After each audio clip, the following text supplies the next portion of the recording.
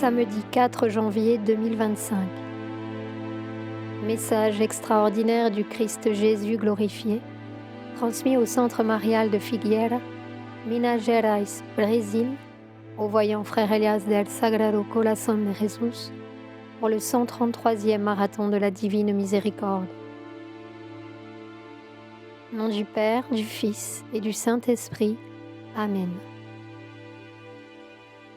Pour suivre mon chemin, il n'y a qu'un seul sentier, et c'est le sentier du cœur, un chemin sûr et à l'abri de toute interprétation et de toute interférence. Si le disciple ne marche pas par le cœur, il sera perdu, car sa propre personne humaine le confondra. Le disciple a-t-il réalisé quand il a emprunté le chemin du cœur, mais aussi quand il ne l'a pas fait?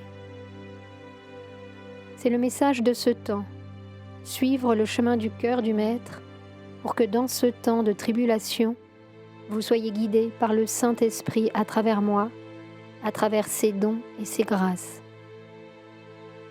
Le chemin du cœur est un chemin toujours ouvert, et je dirais même indélébile, parce que le chemin du cœur est guidé par l'esprit de chaque être, lorsque la personne humaine permet à son esprit d'agir et de travailler. Imaginez que votre Maître et Seigneur n'ait pas donné sa vie par le chemin du cœur, même sur le calvaire. Comment aurait-il pu consommer son abandon lors de sa mort sur la croix? Le chemin et la voie du cœur, tôt ou tard, conduisent le disciple à mourir pour lui-même, afin que moi, comme Maître et Seigneur, puisse renaître en lui. Mais ce chemin du cœur doit être montré à chacun. Vous devez le rechercher sans cesse par vos bonnes œuvres et vos prières, car le chemin du cœur est le chemin de ceux qui s'humilient devant le Christ, de ceux qui ne veulent plus rien d'autre pour eux-mêmes que le bien commun de l'humanité. Ce que je dis à mes disciples aujourd'hui peut leur sembler simple, mais je sais qui vit le chemin du cœur et qui ne le vit pas. Patiemment, j'espère que beaucoup d'autres seront encouragés à marcher sur le chemin du cœur afin de découvrir leur véritable être et leur véritable essence. Car ce ne sera pas dans les explications qu'ils trouveront le chemin du cœur, mais dans la conviction absolue d'aspirer à vivre en Dieu, d'aspirer à trouver mon cœur, d'être un en moi, tout comme je suis un en tous, afin que mon Père qui est aux cieux puisse être en vous. Les grands saints et disciples de l'Orient, les chercheurs de la vérité, ceux qui cherchent vraiment la vérité et ne la conditionnent pas, ont vécu le chemin du cœur. Quelque part, au cours de leur voyage, ils ont trouvé ce chemin. Et beaucoup de ces saints et disciples de l'Orient ont dû renoncer à leurs propres réalisations ou même à leurs propres aspirations. Car pour arriver au bout de ce chemin, qui est mon propre cœur, il n'y a qu'une seule condition pour que leur vie et celle de leurs frères et sœurs puissent vivre définitivement dans mon cœur. La condition du détachement. Le mot paraît simple, mais il ne l'est pas, car la sainteté s'atteint par le chemin du cœur et ne s'atteindra jamais par le chemin de l'illusion. Quelles sont les illusions qui entourent encore votre conscience? Quels sont les rêves qui cohabitent en vous et qui ne sont pas des rêves de Dieu? Face à tout cela, quelle est la règle de votre vie? Quel est le code de votre évolution? Quelle est la raison de votre présence ici devant moi aujourd'hui, répondant à mon appel?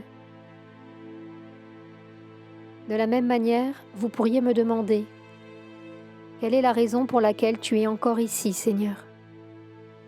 Qu'est-ce qui te pousse à venir du ciel sur la terre pour vivre cette grande rencontre avec les âmes? Qu'est-ce qui te rend infatigable, Seigneur, patient, humble et aimant? Qu'est-ce qui te pousse à arriver ici, bien que tu trouves autour de toi, Seigneur, presque tout en ruine? Quelle est la réponse? C'est l'amour, qui m'a permis d'aller sur la croix pour être crucifié, mort et enseveli. Parce que Dieu lui-même, dans sa personne humaine, s'est permis de mourir pour que vous puissiez ressusciter. Et je sais que cela fait encore partie d'un mystère divin, incompréhensible aujourd'hui. Mais c'est un acte d'amour que votre Maître soit mort sur la croix. Qu'il soit ici aujourd'hui, attendant que beaucoup d'autres se décident, une fois pour toutes, à suivre le chemin, la voie du cœur, afin de comprendre la raison de ma volonté et de mon ardent désir pour les âmes. Comme je vous l'ai dit il y a quelques mois, c'est le moment et l'heure pour chacun de marcher sur ses propres pieds, mais de ne pas se traîner dans ses lamentations ou dans ses incompréhensions, mais de marcher déterminé et ferme dans l'amour, dans l'enseignement sacré que je vous ai donné depuis si longtemps. Car le temps est venu d'agir par ce qui vous a été enseigné et transmis par mon cœur.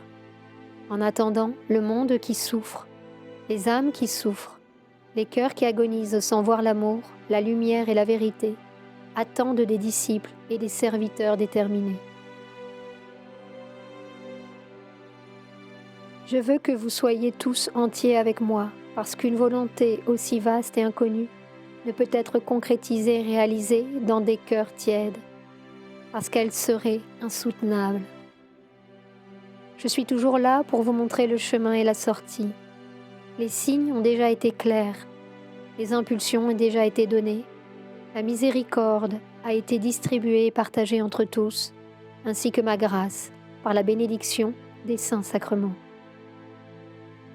Puisse cette amnistie que ma Mère Céleste vous a accordée en ces jours de conjoncture spirituelle positive être bien utilisée et suivie par les âmes, parce qu'il n'y a qu'une seule raison à tout cela, c'est qu'à travers les âmes, remises à mes pieds, ma volonté puisse être accomplie. C'est pourquoi je viens ici encore et encore, pour frapper à la porte de vos cœurs, même si vous m'avez déjà entendu. Mais m'avez-vous vraiment entendu ? Vous êtes-vous vraiment imprégné de mon message ? Où sont les talents que je viens chercher ? Elle ne peut rester seulement dans les livres. Ma parole est un acte de communion pour qu'elle vive ardemment dans les cœurs. Ma parole est une eau vive qui étanche toute soif, car il n'y aura pas de sainteté dans cette vie sans passer par le désert. Si votre Maître et Seigneur l'a vécu, pourquoi ne pourriez-vous pas vivre la nuit obscure ? Si je suis pour vous la lumière du monde, de quelles ténèbres avez-vous peur ? Je viens donc dissiper les ténèbres, surtout dans les cœurs. Ma parole sera semée encore et encore dans les cœurs qui me font confiance. Voici le chemin du cœur pour tous. Le franchirez-vous ? Réfléchissez à ce que je vous dis. Méditez sur ce que je vous donne. Accueillez ce que je vous propose, car je pars déjà pour préparer le grand moment.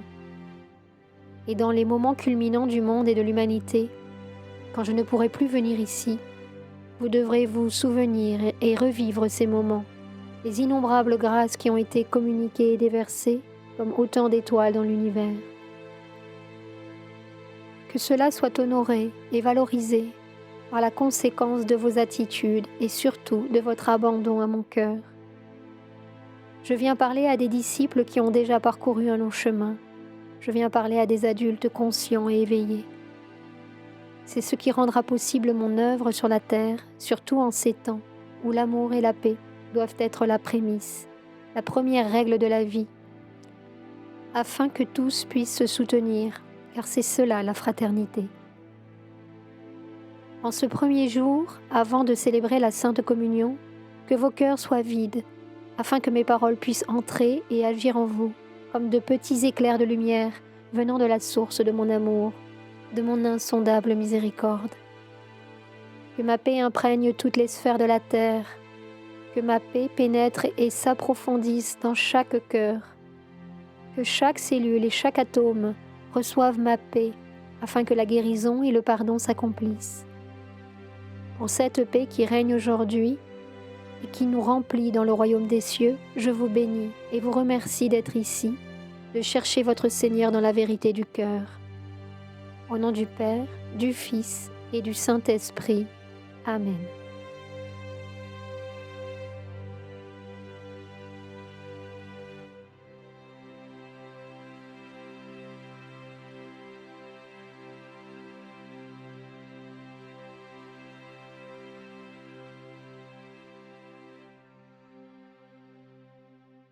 Sur la chaîne Telegram, suivons les messagers divins. Accédez à d'autres messages du Christ, de la Vierge Marie et de Saint Joseph, tous publiés sur le site www.mensajerosdivinos.org/fr.